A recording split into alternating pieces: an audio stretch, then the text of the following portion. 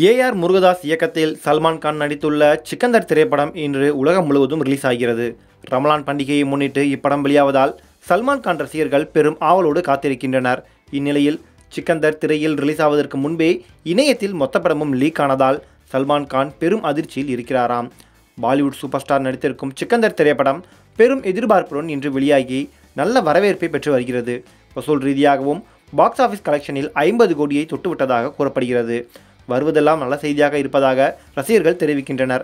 ஆனால் படக்குழுவினர் மிகுந்த அப்செட்டில் இருக்கிறார்கள். காரணம், பிரம்மாண்ட பொருட்செலவில் உருவாகியுள்ள இப்படத்தை இப்படியா திருட்டுத்தனமாக இணையத்தில் லீக் செய்வது என அவரது ரசிகர்கள் கொந்தளிக்கின்றனர். ரமலானை கிராண்ட் செலிப்ரேஷனாக மாற்ற நினைத்த சல்மான் கானுக்கு இப்படி ஒரு இடியவா தலையில் இறக்குவது? நேற்று மாலையே சிக்கந்தர் படத்தினை திருட்டுத்தனமாக லீக் செய்துள்ளதாக தகவல்கள் வெளியாகியிருக்கிறது. இதனால் ஏஆர் முருகதாஸ் மட்டுமல்லாமல் மொத்த படக்குழுவினரே அப்செட்டில் இருக்கின்றனர். சுமார் 200 கோடி பொருட்செலவில் பிரம்மாண்டமாக இப்படத்தை எடுத்து முடித்திருக்கின்றனர். படம் ரிலீஸ் ஆவதற்கு முன்பே ரசிகர்கள் ரெக்கார்ட் படைத்துவிட்டனர். முன்பதிவில் இப்படம் உலகளவில் 50 கோடியை தொட்டுவிட்டதாகவும் கூறப்படுகிறது. ஆனால் படம் இணையத்தில் லீக் ஆனதால் பாக்ஸ் ஆஃபீஸை பாதிக்கும் என கூறப்படுகிறது. சிக்கந்தர் முழுப்படமும் பைரசி தளத்தில் லீக் ஆகியுள்ளதாம். இதனால் ரசிகர்கள் மற்றும் சினிமா துறையினர் அதிர்ச்சி அடைந்துள்ளனர். இது முதல் முறையல்ல. கபாலி, ட்ரிபிள்-ஆர், டாக்டர், துருவ் விக்ரம் நடித்த ஆதித்யா வர்மா உள்ளிட்ட பல படங்கள் இதே பிரச்சனையை சந்தித்திருக்கின்றன. இன்று படத்தின் முதல் காட்சி வெளியாகி ரசிகர்களுக்கு ரிவ்யூ கொடுக்க ஆரம்பித்து விட்டனர்.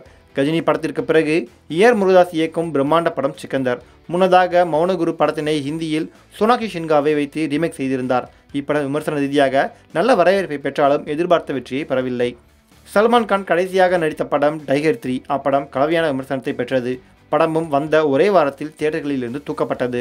ஷாருக் கான் படங்கள் அனைத்தும் 1000 கோடி வசூலை எட்டியிருக்கிறது. ஆனால் 100 கோடியை தாண்ட சல்மான் கான் படாதபாடு படுகிறார் என கிண்டல் செய்ய தொடங்கினர் ரசிகர்கள்.